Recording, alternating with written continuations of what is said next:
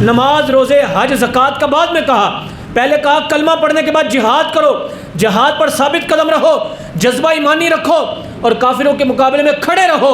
جب تم جہاد کرو گے تو نماز بچے گی، جہاد کرو گے تو روزہ بچے گا، جہاد کرو گے تو حج بچے گا۔ کسی فقیر کی بات نہیں ہے، کسی پیر کی بات نہیں۔ اللہ فرماتا ہے یا ایھا الذین آمنوا لا تتخذوا اليہود والنصارى اولیاء، یہ یہود و نصارہ کبھی بھی تمہارے دوست نہیں ہو سکتے۔ یہ ہم سب کچھ کیوں کر رہے ہیں؟ تاکہ کافروں کو کاٹ دیں، کافروں کو نیست و نابود کریں، ان کو بتا دیں ان کی اوقات کیا ہے۔ شرط اللہ پاک نے مقرر کر دی، ڈٹے رہنا ہے، جمے رہنا ہے، تقوی اختیار کرتے رہنا، اللہ پر بھروسہ رکھنا ہے۔ کہا جاتا ہے نا ناموس رسالت کے پہرے دار بن جاؤ، عزت رسول کے پہرے دار بن جاؤ۔ کہا جاتا ہے یہ ہمارا کام تو یہ مولویوں کا کام ہے، جیلوں میں جانا تو مولویوں کا کام ہے دین کے نام پر۔ اللہ پاک کا احسان ہے، رمضان المبارک کے مہینے میں، جمعۃ المبارک کے دن میں ہم حاضر ہیں۔ اللہ کریم دنیا و آخرت کی برکتیں ہم سب کو عطا فرمائے۔ 16 رمضان المبارک ہے آج۔ کچھ باتیں مختصر غزوہ بدر کے متعلق سننے کی سعادت حاصل کرتے ہیں۔ اسلام کا سب سے پہلا معرکہ، اسلام کی سب سے پہلی جنگ جس میں مسلمانوں نے کافروں کے خلاف محاذ آرائی کر کے اپنا نام تا دم قیامت بلند و بالا فرما لیا، اور مسلمانوں کو اللہ پاک نے جو عزتیں عطا فرمائی وہ آج بھی تاریخ کی کتابوں میں لکھی ہیں۔ قلیل لوگ ایک طرف تھے اور کثیر لوگ ایک طرف، جن میں اللہ تبارک و تعالی نے قلیل لوگوں کو عزت عطا کی ان کے جذبہ، ان کے ایمان کی وجہ سے۔ اس کو قرآن پاک نے کئی آیات کے اندر بیان کیا، جس کو مختصر سننے کی سعادت حاصل کرتے ہیں۔ اللہ پاک فرماتا ہے وَلَقَدْ نَصَرَكُمُ اللَّهُ بِبَدْرٍ وَأَنْتُمْ أَذِلَّةٌ فَاتَّقُوا اللَّهَ لَعَلَّكُمْ تَشْكُرُونَ۔ فرمایا یاد کرو جب تم بے سر و سامان تھے، اللہ نے تمہاری مدد کی تاکہ تم اللہ کا شکر ادا کرو۔ بے سر و سما کیسے تھے؟ غزوہ بدر کے متعلق تاریخ کی کتابوں میں لکھا ہوا ہے کہ 17 رمضان المبارک کو یہ معرکہ ہوا، اور 2 سنہ ہجری تھی، 13 مارچ 624 کا سال تھا انگریزی یعنی عیسوی کے لحاظ سے۔ 17 رمضان المبارک 2 سنہ ہجری، اور دوسری تاریخ جو لکھی ہوئی ہے 13 مارچ 624 عیسوی۔ اسلام اور کفر کے درمیان پہلی جنگ تھی، جن میں مسلمانوں کی طرف سے 313 کم و بیش اور کافروں کی طرف سے کم و بیش 1000 لوگ تھے۔ اور جمعے کا دن تھا، مسلمانوں کے پاس صرف 2 گھوڑے تھے، 70 اونٹ تھے، اور دوسری طرف ان کے پاس تقریباً 70 اونٹ تھے، ان کے پاس 70 گھوڑے تھے، اور 700 کے قریب اونٹ تھے ان کے پاس۔ اسلحہ بھی تھا ان کے پاس، کھانے پینے کا سامان بھی تھا۔ اور یہ کافروں کا حال تھا کہ اللہ تبارک و تعالیٰ نے کہ مسلمانوں کو جیت کیسے دی، حالانکہ جوڑ دونوں طرف بنتا نہیں ہے، ایک طرف 313 دوسری طرف 1000 ہے، ایک طرف ان کے پاس ساز و سامان بھی نہیں ہے اور دوسری طرف ان کے پاس طاقت ہے، فوجی طاقت بھی ہے، ساز و سامان بھی ہے، کھانے پینے کا سامان بھی ہے۔ کہتے ہیں روزانہ وہ ایک اونٹ کاٹتے تھے اور کاٹ کر وہ جو ساتھ آئے تھے ان کو کھلاتے تھے، اور پھر روزانہ نعرہ لگاتے تھے کہ ہم مسلمانوں کو آج چھوڑیں گے نہیں، مسلمانوں کو ان کا جو دین ہے اس کا خاتمہ کر دیں گے، کیونکہ ظاہراً نظر یہی آ رہا تھا۔ لیکن اللہ فرماتا ہے یاد کرو کہ جب تم بے سر و سامان تھے ہم نے تمہاری مدد کی تاکہ تم اللہ کا شکر ادا کرو۔ اذ تقول للمؤمنین الن یکفیکم ان یمدکم ربکم بثلاثۃ آلاف من الملائکۃ منزلین۔ فرمایا اے محبوب علیہ السلام وہ وقت یاد کریں جب آپ کہہ رہے تھے مسلمانوں سے کیا تمہیں وہ کافی نہیں ہے کہ اللہ تمہاری مدد کرے 3000 فرشتوں کو بھیج کر، اللہ اتارے آسمان سے فرشتے 3000 اور تمہاری مدد کرے، کیونکہ ظاہراً نظر آ رہا تھا کہ ہمارے پاس تو سامان نہیں ہے اور رمضان کا مہینہ ہے۔ اللہ کے محبوب علیہ السلام نے اللہ کے حکم سے یہ بشارت دی کہ مسلمانوں پریشان نہ ہونا، ثابت قدم رہنا، تقوی اختیار کرتے رہنا، تو اللہ 3000 فرشتے بھیجے گا۔ آگے کہا بلا ان تصبروا وتتقوا، اگر تم صبر کرتے رہو گے، ثابت قدم رہو گے، ڈٹے رہو گے، جمے رہو گے، کافروں کو صحیح آنکھ دکھاؤ گے اور کافروں کے مقابلے میں تلوار کو لہراؤ گے۔ فرمایا یہ جو 3000 فرشتے ہیں اللہ 3000 رہنے نہیں دے گا، بلکہ وَيَأْتُوكُم مِّن فَوْرِهِمْ هَٰذَا يُمْدِدْكُمْ رَبُّكُم بِخَمْسَةِ آلَافٍ مِّنَ الْمَلَائِكَةِ مُصَوِّمِينَ۔ اللہ پاک فوراً تمہاری مدد کی صورت میں 5000 مزید فرشتوں کو بھیجے گا، مدد فرمائے گا۔ لیکن کہا شرط یہ ہے کہ تم نے ڈٹے رہنا، ثابت قدم رہنا۔ اس بات سے پتہ کیا چلا کئی بار یہ حکمران یہ بات کرتے ہیں کہ ہمارے پاس تو ساز و سامان نہیں ہے، ہمارے پاس تو فوجی طاقت نہیں ہے، وہ بڑا ملک ہے، ہم نہیں ان کے ساتھ لڑ سکتے ہیں، ان کے پاس تو بڑی طاقت ہے، ایٹمی طاقت ہے، فلانی ہے، وہ جدید لوگ ہیں۔ تو ان کو اس آیت پر غور کرنا چاہیے۔ ہمارے پاس تو پھر بھی آج کے زمانے کے لحاظ سے کچھ نہ کچھ ساز و سامان موجود ہوتا ہے، فوجی طاقت بھی ہوتی ہے، ان کے پاس تو تھی نہیں ہے، لیکن اللہ نے فرمایا صبر کرتے رہنا، ڈٹے رہنا، جمے رہنا، تلوار لہراتے رہنا، بھاگنا نہیں۔ ثابت قدم رہو گے تو تم کافروں کے لیے کافی ہوگے۔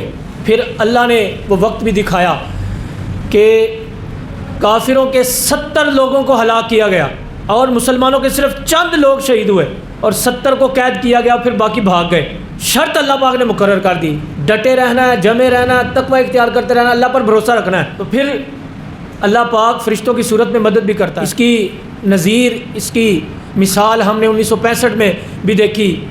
جن لوگوں نے یہ منظر دیکھا، اللہ پاک نے اس وقت بھی مدد کی۔ یہ حال ہی میں ہم نے الحمدللہ 9-10 مئی کو بھی دیکھا کہ اللہ پاک نے فرشتوں کی صورت میں یوں سمجھ لے کہ مدد کی۔ بس اللہ کہتا ہے ڈٹے رہو، جمے رہو، ثابت قدم رہو، تو اللہ تمہاری مدد کرتا ہے۔ لیکن پہلے تم بھاگ جاؤ، پہلے تم یہ باتیں کرنا شروع کر دو کہ ہم مر گئے، رڑ گئے، ہمارے پاس تو کچھ ہے ہی نہیں۔ دشمن کو تو پہلے تم اپنا بتا رہے ہو کہ ہمارے پاس کچھ نہیں ہے، دشمن تو پہلے چوڑا ہو جائے گا ہماری باتیں سن کر۔ لیکن جب دشمن کو تم آنکھ دکھاؤ گے، دشمن پہلے گھبرا جاتا ہے۔ یہ فیصلہ ہے، ایک مسلمان 10 کافروں کے اوپر بھاری ہوتا ہے۔ وہ کب بھاری ہوتا ہے؟ کہ جب وہ اللہ پر بھروسہ رکھتا ہے، جب وہ اللہ کی محبت کے لیے لڑتا ہے۔ اللہ فرماتا ہے لِيَقْطَعَ طَرَفًا مِّنَ الَّذِينَ كَفَرُوا أَوْ يَكْبِتَهُمْ فَيَنقَلِبُوا خَائِبِينَ۔ یہ ہم سب کچھ کیوں کر رہے ہیں؟ تاکہ کافروں کو کاٹ دیں، کافروں کو نیست و نابود کریں، ان کو بتا دیں ان کی اوقات کیا ہے۔ ہندوستان نے اپنی اوقات دیکھی نا، وہ اپنی اوقات میں پھولے نہیں سما رہے تھے کہ ہم تو تعداد میں زیادہ ہیں، ہمارے پاس تو بجٹ بھی بہت زیادہ ہے، فوجی طاقت بھی بہت زیادہ ہے، ایٹمی قوت میں ہم بڑے ہیں پاکستان کے مقابلے میں۔ لیکن اللہ فرماتا ہے ڈٹے رہو گے تو ہم کافروں کو کاٹ دیں گے، ان کو نیست و نابود کر دیں گے، دنیا کے اندر ذلیل و رسوا فرما دیں گے۔ دنیا نے 17 رمضان کو بھی دیکھا، پیارے نبی کے دور میں بدر کے مقام پر، اور آج کے دور میں 9-10 مئی کو بھی دیکھا کہ اللہ تبارک و تعالیٰ نے مسلمانوں کی کیسی مدد فرمائی۔ تو پتہ یہ چلا اللہ کے حضور بندہ ڈٹا رہے، ثابت قدم رہے تو اللہ تبارک و تعالیٰ مدد فرماتا ہے۔ لیکن ایک اور بات اللہ قرآن پاک میں فرماتا ہے یا ایھا الذین آمنوا لا تتخذوا اليہود والنصارى اولیاء، اے ایمان والو کافروں کو اپنا دوست نہ بناؤ۔ یہ یہود و نصارہ، یہ غیر مسلم، یہ بت پرست تمہارے دوست نہیں ہو سکتے۔ تم جفیاں ڈالتے ہو ان کے ساتھ، تم کہتے ہو کہ ان کو نوبل پرائز ملنا چاہیے، تمہارے دوست ہو ہی نہیں سکتے۔ قرآن کا فیصلہ، اللہ کا فیصلہ، کسی مولوی کی بات نہیں ہے، کسی فقیر کی بات نہیں ہے، کسی پیر کی بات نہیں۔ اللہ فرماتا ہے یا ایھا الذین آمنوا لا تتخذوا اليہود والنصارى اولیاء، یہ یہود و نصارہ کبھی بھی تمہارے دوست نہیں ہو سکتے۔ یہ پیچھے رہ کر، تمہاری پیٹھ کے پیچھے یہ آپس میں مشورے کر رہے ہوتے ہیں، آپس میں یہ پروپیگنڈا کر رہے ہوتے ہیں کس طرح مسلمانوں کو دبایا جائے، کس طرح مسلمانوں کو اپنے ساتھ لگا کر ان کو ذلیل و رسوا کیا جائے۔ ایران کے اندر دیکھا نہیں کہ مذاکرات کرتے کرتے انہوں نے اچانک حملہ کر دیا، حملہ کر کے انہوں نے کہا کہ ہم نے جو نا جنگ جیت لی ہے۔ اللہ پاک خاص طور پہ یہ حکم دیتا ہے کہ ڈٹے رہو، جمے رہو، سامنے رہو۔ تم نے پیٹھ کے پیچھے وار نہیں کرنا، بلکہ سامنے وار کرنا ہے، سامنے بتانا کافروں کو کیا ہے۔ لیکن جو کافر ہوتا ہے وہ پیٹھ کے پیچھے وار کرتا ہے، وہ چھپ کر وار کرتا ہے، وہ یہ کہتا ہے کہ سامنے آؤں گا تو مسلمان تو چوڑا ہو جائے گا۔ اس کے اندر تو جہاد کا جذبہ پہلے ہی ہوتا ہے۔ یاد رکھیے گا بخاری اور مسلم احادیث کی کتابوں کے اندر بکثرت یہ لفظ موجود ہیں۔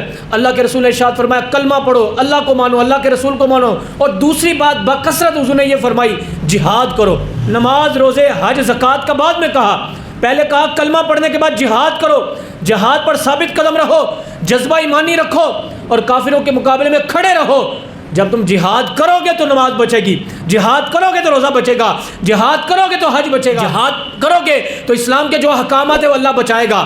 کربلا میں دیکھا نہیں، حج کا موقع تھا، پوری دنیا کے مسلمان خانہ کعبہ میں آ رہے تھے حج کرنے کے لیے، لیکن امام حسین مکہ سے روانہ ہو رہے تھے کربلا کے میدان میں۔ آپ نے یہ نہیں کہا کہ حج کر لیتا ہوں بعد میں جاؤں گا، آپ کے ذہن میں یہی تھا میں کربلا کے میدان میں جاؤں گا تو یہ حج بچے گا۔ لوگ وقار کے ساتھ، عزت کے ساتھ، سکون کے ساتھ حج کرنے اس وقت آئیں گے جب کافروں کو پتہ چلے گا کہ مسلمان ہیں، ورنہ راستے میں یہ پکڑ کر مسلمانوں کو شہید کرتے جائیں گے۔ حج بھی نہیں کرنے دیں گے مسلمانوں کو، نماز بھی نہیں پڑھنے دیں گے، روزہ بھی نہیں رکھنے دیں گے، دین اسلام کے احکامات پر عمل بھی کرنے نہیں دیں گے۔ تو امام حسین نے بھی بتایا کربلا کے میدان میں جا کر حج بچتا ہے جہاد سے، نماز بچتی ہے جہاد سے، روزہ بچتا ہے جہاد سے، اسلام بچتا ہے تو اللہ پاک جہاد سے عزت عطا فرماتا ہے۔ بدر کے مقام پر جو ہوا ساری دنیا نے دیکھا، اور یاد رکھیے گا جو اسلام آج کھڑا ہے نا، عزت کے ساتھ ہماری مسجدیں بچی ہوئی ہیں، ہمارے مدارس بچے ہوئے ہیں، ہمارے وطن بچے ہوئے ہیں، ہم عزت کے ساتھ یہاں پر اسلام کا ہر کام کر سکتے ہیں۔ وہ الگ بات ہے ہم کریں یا نہ کریں، ہماری مرضی ہے۔ یاد رکھیے گا وہ جو کربلا سے پہلے بدر کے مقام پر مسلمان شہید ہوئے تھے نا، وہ ان کا نتیجہ ہے۔ وہ مسلمان نہ ڈٹتے، نہ کھڑے رہتے، وہاں پر وہ مارکا نہ جیتا جاتا، اللہ نہ عزت دیتا، تو آج بھی کافر ہمیں تانا دیتے، کافر باتیں کرتے۔ تو وہ جو مسلمانوں نے قربانی دی بدر کے مقام پر، یہ نہیں دیکھا کہ ہمارے تن پہ لباس ہے کہ نہیں ہے، پیٹ میں ہم نے کوئی چیز کھائی ہے کہ نہیں کھائی، روایت کے اندر موجود ہے۔ رمضان کا مہینہ تھا، جو 313 لوگ گئے تھے، روزانہ ایک ایک کھجور کھانے کے لیے ملتی تھی، ایک ایک کھجور۔ آج تو 4 روٹیاں کھا کر، مرغے مسلم کھا کر، پروٹوکول لے کر جہاد کے نام سے دور رہتے ہیں۔ یہ تو دہشت گردی ہے، یہ تو ایسا نہیں ہونا چاہیے۔ نہیں بھائی، دہشت گردی نہیں ہے، جہاد اللہ نے فرض کیا۔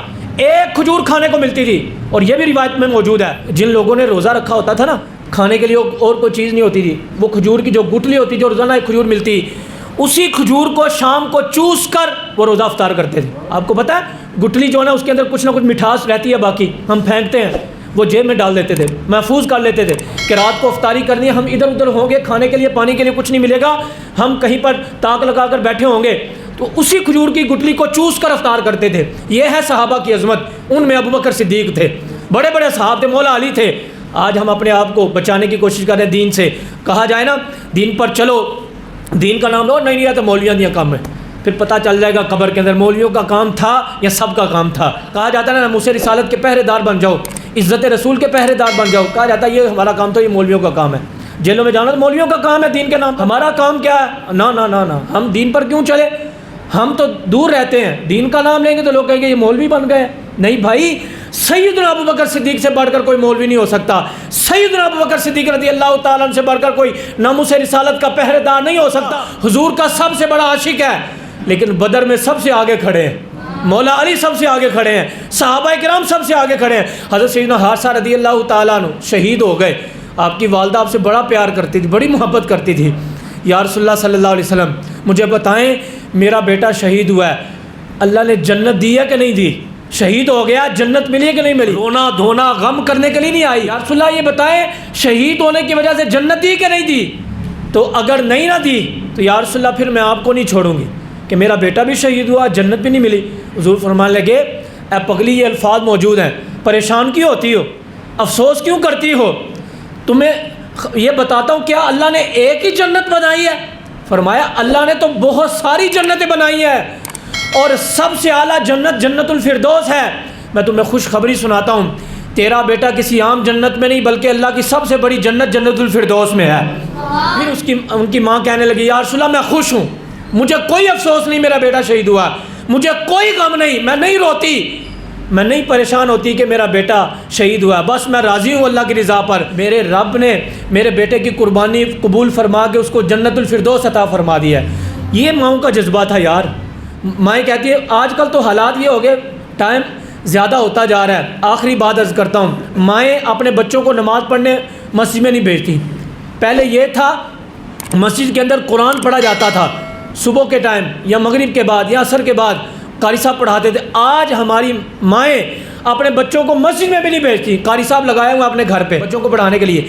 دین ہم بتائیں گے نہیں، اپنے بچوں کو مسجد میں آتا ہم بتائیں گے نہیں یہ راستہ ہے مسجد میں جانے کا، مسجد میں آئے گا تو اس کو قرآن کی باتیں سیکھنے کو ملیں گی، اسلام کے بارے میں پتہ چلے گا، گھر بیٹھ کر اسلام کے بارے میں نہیں پتہ چلے گا۔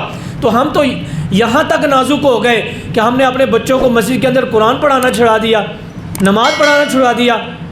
جمعے کے دن آتے ہیں اپنے بچے کو ساتھ لے کر، تو معذرت کے ساتھ آئیے اسلام کے دامن سے وابستہ ہو جائے، اللہ آج بھی عزت عطا فرما دے گا۔ یقین کریں اسلام کے اندر بڑی عزت ہے، بڑی عزت ہے۔ آپ اندازہ کریں 1400 سال گزر گئے نا بدر کی جنگ کو، لیکن آج بھی بدر والوں کا نام لیا جاتا ہے۔ ہمارے علماء فرماتے ہیں صحابہ کرام کے نام یاد نہیں، 313 جو بدر کے اندر شریک ہوئے تھے، بس اتنی دعا کر لو، یا اللہ بدر کے مقام پر جو صحابہ کرام شہید ہوئے تھے یا شریک ہوئے تھے، ان کی برکت سے جو بھی حاجت ہو، جو بھی تمنا ہو، ان کا نام لے کر یا اللہ 313 جو شریک ہوئے تھے ان کی برکت سے مجھے بخشش عطا فرما دے یا رزق عطا فرما دے۔